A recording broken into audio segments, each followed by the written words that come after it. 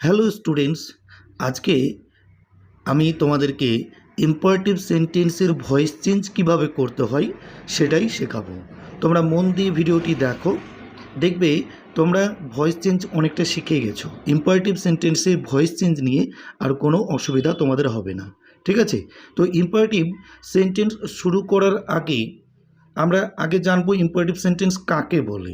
Imperative sentence কাকে বলে? যে সেন্টেন্সের দ্বারা আদেশ, উপদেশ, অনুরোধ, নিষেধ ইত্যাদি বোঝাই তাকে আমরা ইম্পারেটিভ সেন্টেন্স বলবো, ঠিক আছে? এবার ইম্পারেটিভ সেন্টেন্স চিনব কিভাবে? ইম্পারেটিভ সেন্টেন্স চিনতে গেলে আমাদেরকে দেখতে হবে যে প্রথমে মেন ভার্ব দিয়ে বাক্যটা শুরু হচ্ছে কিনা, বা ডোন্ট থাকতে পারে, ঠিক আছে? তাহলে মেন ভার্ব বা ডোন্ট যদি শব্দের প্রথমে থাকে, সেন্টেন্সের প্রথমে থাকে, তাহলে আমরা সেটাকে ইম্পারেটিভ সেন্টেন্স বুঝে নেব। বা যদি আমরা অর্থ করতে পারি, এর মিনিং করতে পারি, যে কোনটা আদেশ বোঝাচ্ছে, কোনটা অনুরোধ বোঝাচ্ছে এবং কোনটা উপদেশ বোঝাচ্ছে, তাহলেই কিন্তু আমরা ইম্পারেটিভ সেন্টেন্স বার করতে পারবো, ঠিক আছে? তো ইম্পারেটিভ সেন্টেন্সে যেগুলো ভয়েস চেঞ্জ হয় সেগুলো আজকে তোমাদেরকে বলবো। দেখো, অর্ডার। অর্ডার মানে কি? আদেশ। এই অর্ডার যদি বোঝাই তাহলে আমরা এর ভয়েস চেঞ্জ কিভাবে করব? আমরা কি করব? প্রথমে লেট করব, তারপরে অবজেক্ট বসাবো, তারপরে বি, তারপরে ভার্বের থার্ড ফর্ম বা ভার্বের তৃতীয় রূপ, ঠিক আছে? তাহলে বোঝা গেল, লেট বসবে, অবজেক্ট বসবে, বি বসবে, তারপরে ভার্বের তৃতীয় রূপ, ঠিক আছে? তাহলে আমরা একটা ভয়েস চেঞ্জ করে দেখি, বুঝতে পারছি কিনা নিয়মটা। দেখো, ক্লোজ দি ডোর আছে, ক্লোজ দি ডোর। এই ক্লোজ, ক্লোজ মানে হচ্ছে বন্ধ করা। দি উইন্ডো মানে জানলাটি, তাহলে জানলাটি বন্ধ করো, তাহলে এটা নিশ্চয়ই ভার্ব, কাজ করা বোঝাচ্ছে। আর কি বন্ধ করো? জানলাটি, তাহলে এটা অবজেক্ট বোঝাচ্ছে, ঠিক আছে? তাহলে আমরা প্রথমে কি করব? প্রথমে লেট বসাবো নিয়ম অনুযায়ী, তাহলে লেট, তারপরে অবজেক্ট। অবজেক্ট কোনটা? দি উইন্ডো, তাহলে লেট দি উইন্ডো, ঠিক আছে? তারপরে আমরা বি বসাবো, বি বসিয়ে দিলাম। তারপরে ভার্বের তৃতীয় রূপ, ক্লোজের তৃতীয় রূপ হচ্ছে কি? ক্লোজড, ঠিক আছে?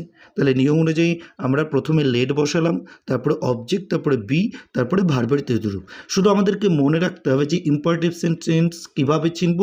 আর ইম্পারেটিভ সেন্টেন্সের যেগুলো আছে, অর্ডার, রিকোয়েস্ট, অ্যাডভাইস, এগুলো দিয়ে ভয়েস চেঞ্জ করার এক একটা করে নিয়ম যদি আমরা মনে রাখতে পারি, তাহলে যে কোনো ভয়েসে আসুক না কেন এই লেভেলে আমরা করতে পারবো, ঠিক আছে?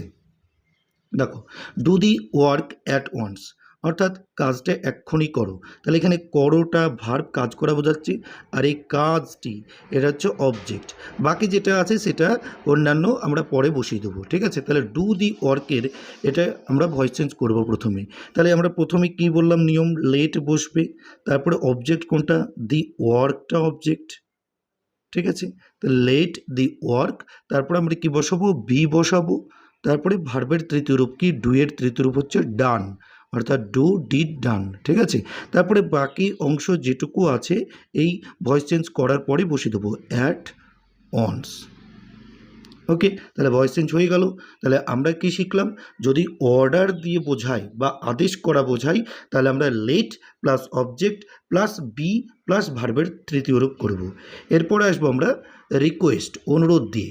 অনুরোধ, অনুরোধ বোঝালে আমরা কী করব? খুবই সহজ নিয়মের, ইউ আর রিকোয়েস্টেড টু বসাবো। এই প্লিজ, যদি কোনো অ্যাক্টিভ ভয়েসে প্লিজ বা কাইন্ডলি এই শব্দ দুটো থাকে, তাহলে আমরা সেটাকে বাদ দিয়ে দেবো, ঠিক আছে? বাদ দিয়ে সেন্টেন্সে যেটুকু অংশ পড়ে থাকবে সেটুকু আমরা বসিয়ে দেবো। ওকে, তাহলে কি বললাম? ইউ আর রিকোয়েস্টেড টু বসাবো, তারপরে প্লিজ অথবা কাইন্ডলি এই দুটো শব্দ তুলে দিয়ে আমরা সেন্টেন্সের বাকি যেটুকু পড়ে থাকবে, যে অংশটুকু পড়ে থাকবে সে অংশটুকু বসিয়ে দেবো। ওকে, তাহলে একটা উদাহরণ নেওয়া যাক। দেখো, প্লিজ হেল্প মি মানে কি? দয়া করে আমাকে সাহায্য করো। তাহলে এখানে কি হবে? প্লিজ আছে, প্লিজটাকে উঠিয়ে দেবো, দিয়ে ইউ আর রিকোয়েস্টেড টু, বাদবাকি কী আছে বলো? হেল্প মি, ঠিক আছে, তাহলে you are requested help me, তাহলে আমরা এই প্লিজের অংশটুকু বাদ দিয়ে দিলাম। প্লিজের অংশটুকু বাদ দেওয়ার পর যেটুকু থাকলো আমরা সেটা ইউ আর রিকোয়েস্টেড টু এর পরে বসিয়ে দিলাম। এরপর আসবো আমরা প্লিজ লিভ দ্য রুম, একই রকম করে এখানে প্লিজও থাকতে পারে আবার কাইন্ডলিও থাকতে পারে। ঠিক আছে, তাহলে দুটোকেই কিন্তু আমরা বাদ দিয়ে দেবো।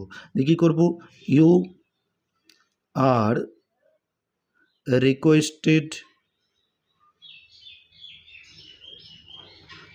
টু, বাদ বাকি কতটুকু আছে, লিভ দ্য রুম, এই অংশটুকু লিখে দেবো লিভ দ্য রুম। ঠিক আছে, তাহলে you are requested to leave the room. Next আসবো আমরা উপদেশ দিয়ে। উপদেশ, উপদেশ যদি বোঝো, উপদেশ কোনগুলো, যেগুলো জ্ঞানমূলক কথা হয়। ঠিক আছে, তাহলে উপদেশ দিয়ে অবজেক্ট প্রথমে বসবে, তারপরে শুড বি বসবে, তারপরে ভার্বের তৃতীয় রূপ। ঠিক আছে, তাহলে আমরা সেই নিয়ম অনুযায়ী করবো, রেসপেক্ট দ্য টিচার্স, মানে টিচার্সদেরকে সম্মান করো। ঠিক আছে, বা শিক্ষকদেরকে সম্মান করো। তাহলে এখানে ভার্ব কোনটা, রেসপেক্ট, আর কাদেরকে সম্মান করো, টিচার্সদেরকে, এটা অবজেক্ট। তাহলে আমরা প্রথমে অবজেক্ট বসাবো, যেহেতু নিয়মে বলেছে object plus should be plus ভার্বের তৃতীয় রূপ, তাহলে দ্য টিচার শুড বি, তারপরে ভার্বের তৃতীয় রূপ কোনটা করবো, রেসপেক্ট, রেসপেক্টের তৃতীয় রূপ হচ্ছে রেসপেক্টেড। ঠিক আছে, হয়ে গেল, the teacher should be respected. এরপরে আসবো আমরা ওবে ইউর পেরেন্টস। ওবে ইউর পেরেন্টস, মানে ওবে মানে কি, মেনে চলা, এটা ভার্ব। ইউর পেরেন্টস, তোমার বাবা মাকে মেনে চলো, এটা অবজেক্ট। তাহলে আমরা প্রথমে অবজেক্টটা বসিয়ে দেবো ইউর পেরেন্টস, তারপরে অবজেক্টের পর শুড বি বসে, শুড বি বসিয়ে দিলাম, শুড বি বসিয়ে দিলাম। এরপর আমরা ওবের তৃতীয় রূপ কী করবো, obeyed. Bus complete, your parents should be obeyed. এবার তোমাদেরকে শেখাবো, যদি কোনো সেন্টেন্সে অবজেক্ট না থাকে তাহলে আমরা কি করব, তাহলে আমরা ইউ আর অর্ডার্ড করতে পারি, to you are order to করতে পারি, আক্স টু করতে পারি, বা অ্যাডভাইস টু করতে পারি, বা ওয়ান্ট টু করতে পারি। ঠিক আছে, প্লাস সেন্টেন্সে যেটুকু অংশ পড়ে থাকবে আমরা সেটা বসিয়ে দেবো। ঠিক আছে, এই কখন আদেশ হবে, কখন উপদেশ হবে এবং কখন সতর্ক বা কোনো কিছু করা বোঝাবে, সেটা আমাদেরকে প্রশ্নটি বুঝতে হবে, মিনিংটা বুঝতে হবে, বুঝে করতে হবে। ঠিক আছে, যেমন দেখো গেট আউট, প্রথম 7 নম্বরে যেটা আছে গেট আউট। গেট আউট মানে কি, বেরিয়ে যাও। এখানে কাকে বেরিয়ে যাওয়ার কথা বলছে বা কি বেরিয়ে যাওয়ার কথা বলছে এখানে কিন্তু বোঝাচ্ছে না, অর্থাৎ এখানে অবজেক্ট নাই। আর অবজেক্ট না থাকলে আমরা কি করব, ইউ আর অর্ডার টু করতে পারি। দেখো গেট আউট মানে কি বলছে, যে বেরিয়ে যাও, বেরিয়ে যাও মানে তাকে আদেশ করা হচ্ছে। তাহলে আমরা এখানে কি করব, you are ordered to get out, মানে তোমাকে আদেশ করা হচ্ছে বেরিয়ে যেতে। ঠিক আছে, কাম হিয়ার, এখানে এসো, এটা আমরা প্লিজও করতে পারি। যদি এখানে কাম হিয়ার কাইন্ডলি থাকতো, কাইন্ডলি থাকতো, তাহলে আমরা এই কাইন্ডলিটাকে তুলে দিতাম, দিয়ে কী করতাম, ইউ আর রিকোয়েস্টেড টু, বাদ বাকি যা আছে কাম হেয়ারটা বসিয়ে দেবো, কাম হেয়ার। ঠিক আছে, বোঝা গেল। এবার যদি গো হেড, সামনের দিকে চলো, তোমাকে ইনস্ট্রাক্ট করা হচ্ছে, তাহলে আমরা কি করব, এখানে ইউ যেটা বোঝাবে সেটা আমরা বসিয়ে দেবো, you are instructed to go ahead. তারপরে আমরা কি করব, এখানে দেখো don't smoke, don't smoke here আছে, তাহলে আমরা কি, ডোন্ট মানে নিষেধ করা বোঝাচ্ছে, বা আমরা এখানে ওয়ার্ন করতে পারি, সতর্ক করতে পারি। তাহলে এখানে কি করব, ইউ আর ওয়ান্ট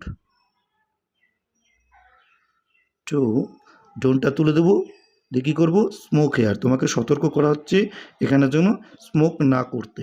ঠিক আছে, স্মোক হেয়ার, এখানে নট টু করে দিলেও হতো, নট টু স্মোক হেয়ার, তোমাকে সতর্ক করা হচ্ছে এখানে যে স্মোক না করতে। বা আমরা এইভাবে করতে পারতাম, ইউ আর নিষেধ করা ইংরেজি কি, ফরবেড। ঠিক আছে, you are forbade to smoke here. দেখো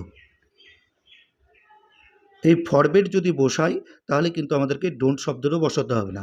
ফরবেট বাদ দিয়ে যদি অন্য কিছু বোঝাই, অর্ডার বসাতে পারে, অ্যাডভাইস বসতে পারে, ওয়ান্ট বসতে পারে, তাহলে আমরা নট টু করে দেবো। ঠিক আছে?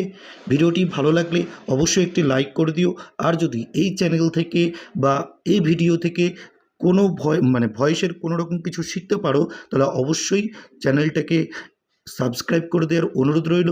আর যারা যারা ইতিমধ্যে সাবস্ক্রাইব করেছো তাদের জন্য অসংখ্য অসংখ্য ধন্যবাদ থাকলো। ঠিক আছে? সবাই ভালো থেকো, ভালো করে পড়াশোনা